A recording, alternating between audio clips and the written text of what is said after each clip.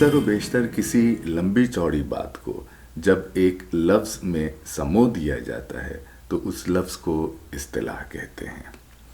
इससे फ़ायदा ये होता है कि आपको हर बार उस किस्से की तफसील में जाने की ज़रूरत नहीं रहती।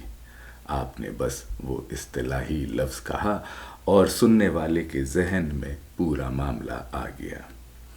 मुझको ज़ाती तौर पर ये इस्तिलाहों की दुनिया बहुत पसंद है। किसी ज़बान में मुश्तमिल इस्तिलाहों के देखने से ये भी मालूम किया जा सकता है कि ये ज़बान किस तौर पर सफ़र कर रही है, इसकी तरक्की किस नौइयत की हो रही है। ज़ाहिर है हमारी दुनिया किसी एक नुक्ते पर तो मुंजमद है नहीं। यहाँ आए दिन कितनी हंगामा आराइयाँ हैं, कैसी गहमा गहमी है और कैसे अफसोसनाक मामलात हैं। मुझको लगता है कि बहुत से ऐसे मामलात अब हमारी दुनिया का हिस्सा बनते जा रहे हैं कि जिन पर गुफ्तगू करने की खातिर लंबी लंबी वजाहतें करने की ज़रूरत होती है। बदकिस्मती से उनके लिए इस्तिलाहें दिखाई नहीं देती।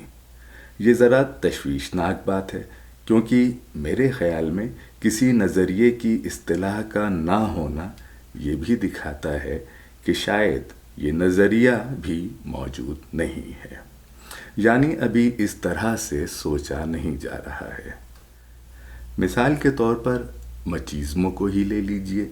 ये ऐसा मौजू है कि जिससे दुनिया का तकरीबन हर खित्ता जूझ रहा है, ख़ासकर औरतें। किताबी दुनिया में यानी उर्दू लुग़त में मचीज़मों इस्तिलाह का मतलब मुज़ाहिरे मर्दानगी मिलता है और इसकी सिफत यानी एडजेक्टिव का मतलब माचो के लिए मर्दानापन पर इतराने वाला, मर्दानगी की नुमाइश करने वाला और शहूद से भरा हुआ मर्द जैसे जुमले आते हैं।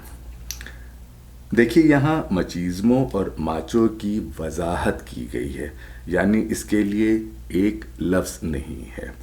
ये कोई ऐसी फ़िक्र की बात नहीं। उर्दू में दिए गए ये दोनों मतलब सही तो हैं, मगर इनका ये इस्तेमाल आज की दुनिया में काबिल क़बूल नहीं है। ऐसी सूरत में ये मतलब गुमराह कुन है।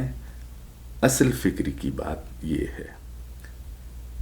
ये मामला ऐसा नाजुक और हसास है कि माचो और मचीज़मों से कता नज़र बिल्कुल सादा सा लफ्ज़ मैन भी अक्सर औक़ात लोगों के लिए बदमज़गी का सबब बन जाता है। जैसे टाइम मैगज़ीन जो हर बरस एक शख्स का इंतखाब करके उसकी तस्वीर अपने सालाना शुमारे के सरवर्क पर इस सुर्खी के साथ शाया किया करती थी, the man of the year. मगर 1999 में इस तहरीर में तब्दीली की गई और अब ये यूं है, the person of the year. इस तब्दीली को आप क्या कहेंगे? वैसे तो इस मौजू पर गुफ्तगू करने के लिए लंबी चौड़ी बातें करना पड़ेंगी, मगर सिर्फ एक लफ्ज़ में इस पूरी गुफ्तगू को समेटा जा सकता है, यानी एक इस्तिलाह में। आप इख्तिसार की खातिर बस यूं कह सकते हैं कि पहले की तहरीर में मचीज़मों झलकता था, इसलिए इस तहरीर को तब्दील किया गया।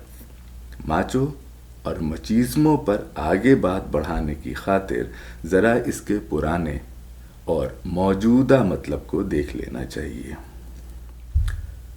पुराने वक्तों में मचीज़मों का मतलब था बहादुरी, शुजाअत और ज़िहानत का अहाता किए हुए मर्दानगी, और मौजूदा मतलब में ऐसी मर्दानगी कि जिसके ख़मीर में बददिमागी, उजटपन, दकियानूसीपन, जुल्म, ख़ासकर औरतों के ख़िलाफ़ जैसी मनफी सिफ़ात हों।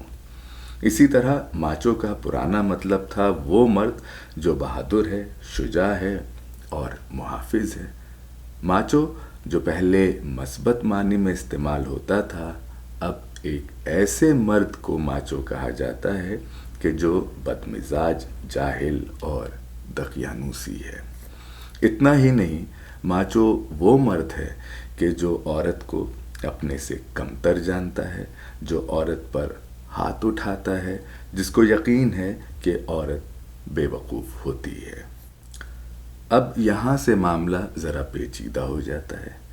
औरत के मिजाज और शख्सियत के लिए सिन्फ नाजुक और बेवकूफ़ का इस्तेमाल अपने यहाँ आम है। ये लफ्ज़ बतौर एक कुल्लिया इस्तेमाल किए जाते हैं, यानी हर औरत बेवकूफ़ है।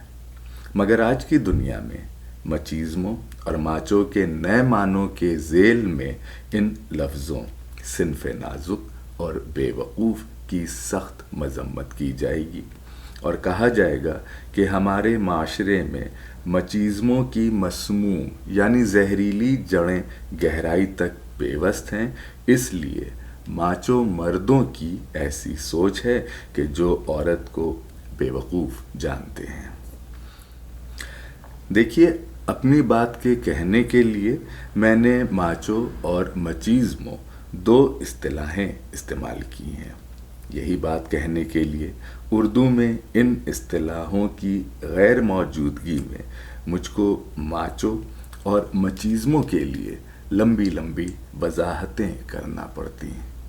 ज़बान की तरक्की के पेश नज़र ज़रूरत इस बात की है कि इस किस्म की इस्तिलाहों की कमी को पूरा किया जाए, मगर उससे पहले ये भी सोचना होगा कि ये इस्तिलाहें हमारे यहाँ क्यों नहीं हैं।